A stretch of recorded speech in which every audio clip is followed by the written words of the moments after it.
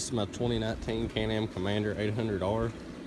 I got this thing a little over 2 weeks ago, and I've put 40 something miles on it.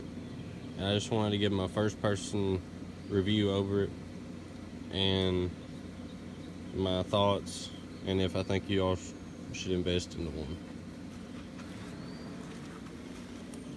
These are classified as a sport utility vehicle. It ain't just a strictly utility. The seats are actually very, very comfortable.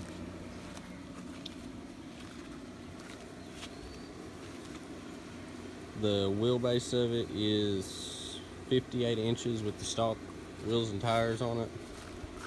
The front's 58, and I think the back's 56. I might be wrong, but I'm pretty positive I'm correct. Suspension's amazing. Your ground clearance on it, you're clearing around 12 inches back here where the race hitch is on it. But past the race hitch and everything, you've got slider plates and everything else. I ain't for sure if you're able to see there or not. But the bed dumps, you barely even got to pull it up.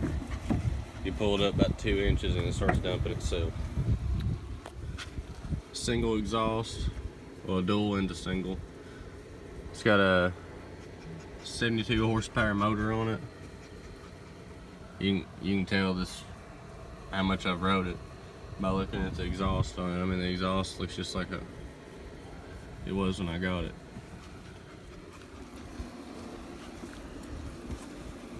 Bed's a little bit aggravating to shut, but after you get it going back down, it ain't too bad. You gotta compress some shocks on it. But it comes with netting doors,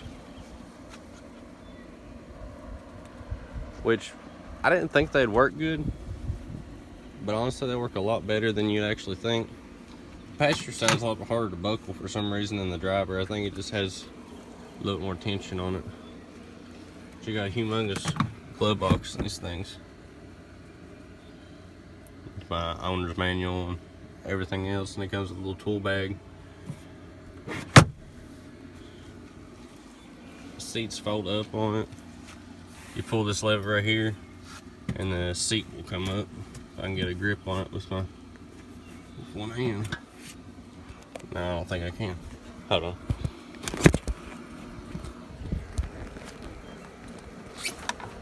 Okay, I got it. See, the seat comes up, and actually underneath this seat is where you check your oil. I kind of like it, but in a way it's kind of aggravating. But you see how easy it was, and that went back down by itself. You have, is a focus, sport mode, eco mode, and then your 4-wheel drive and 2-wheel drive, and your brights and your dims. Push button start, 12-volt charger, and it comes with 2 keys. This key is the regular key for it, and then it has another key which will not let you go over 20 miles per hour. It's like a beginner key. And you also have a reverse override. I'll go over all these here in a little bit. I got a little bit of trash right there. We got 2 cup holders, which they work, but your drinks get really hot when you're riding really quick. So you're better off to invest in an Ozark or a Yeti or something like that. But I'll go over on the driver's side and I'll explain to you all what all these toggle switches do. I couldn't never find no videos over a 2019. I found plenty of 18s, but I couldn't find no 19s. So I figured I'd make one over mine. Nothing's really changed, but everybody likes to look at the newest thing. Okay, for the toggle switches, everybody knows what these two do. But the sport mode, that one kind of explains itself.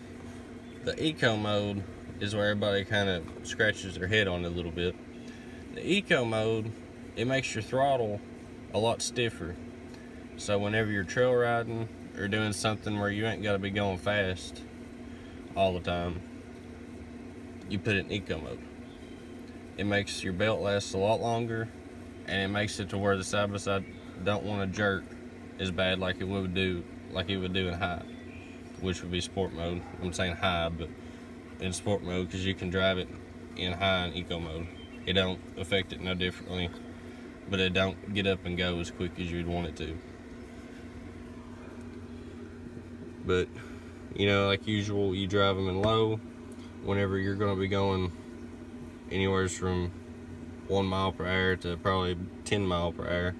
If you're going to be getting over that, you probably should put it in high.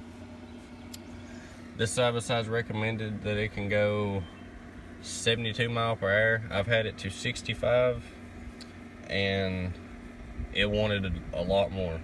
It honestly did. And it honestly surprised me because I didn't think this thing would do 72 mile an hour, which I haven't got it there yet, but I really didn't think it would do it. But I think it would. I figured 60, 65 was probably about it. No, I was 3/4 of the way down my throttle on it, and it still wanted more.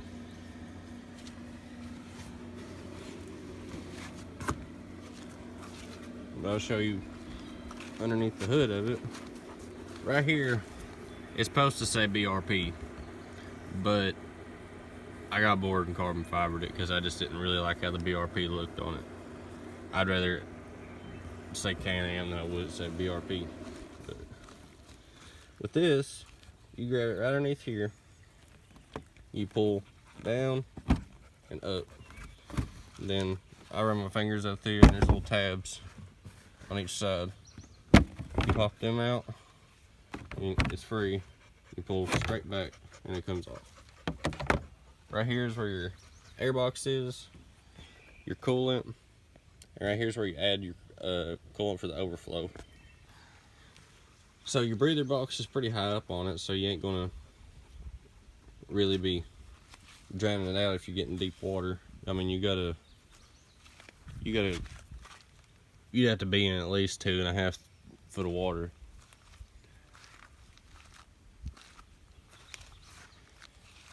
The headlights on it is amazing for what they really are. I didn't think the headlights would be bright, you know, because I guess you really wouldn't expect them to be bright in a utility vehicle or anything off-road. Most people deck them out with light bars and everything else.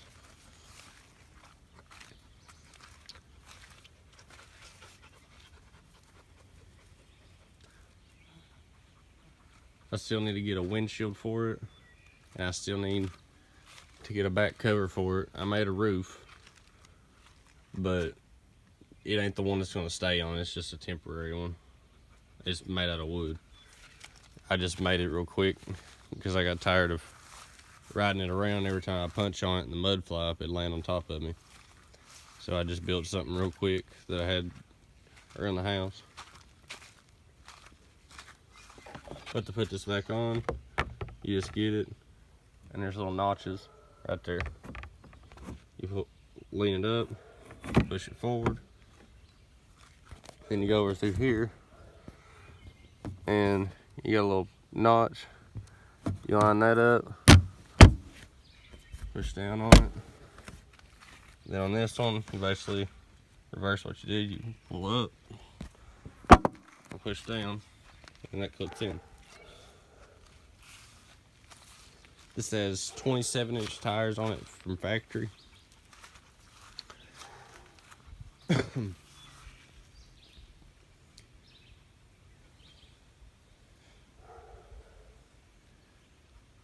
it will roll. I've cleaned it one time so far, which where it's white, you know, it don't show mud as easy. It's the only color they had. But I do like white. I ain't got nothing against white. But if it had been up to me, I would have got red, like my truck up here. I would have got red. If you're wondering what that is, that's a bear carved out of wood. but I wish I could have got it red like my truck. But there's my dog. It is what it is, I guess. This is Smokin-Outdoors, and I hope you all like this video and subscribe to my channel. I plan on putting more content out over the side-by-side and over my truck, my Mustang, and my other truck. I want everybody to comment and tell me what y'all would like to see more of out of these 4 things I have. But I'll end this video with me driving it up the road and showing y'all a little bit of the performance on it. And I'll show y'all how this right here works. It's pretty straightforward. You just got one button and you push the button. That's where I bought it at. If you live in the Kentucky area, check them out. They're really nice people. My odometer says 48. And then I got the clock set wrong. That's not the time. I ain't fooled with it.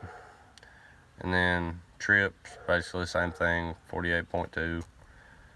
And then hours, there's a little glare on it. If I can get that glare off, there we go. It's got 6 hours and 58 minutes, so we'd have 7 by the time I get done with this. And then it'll tell you what key you got in it.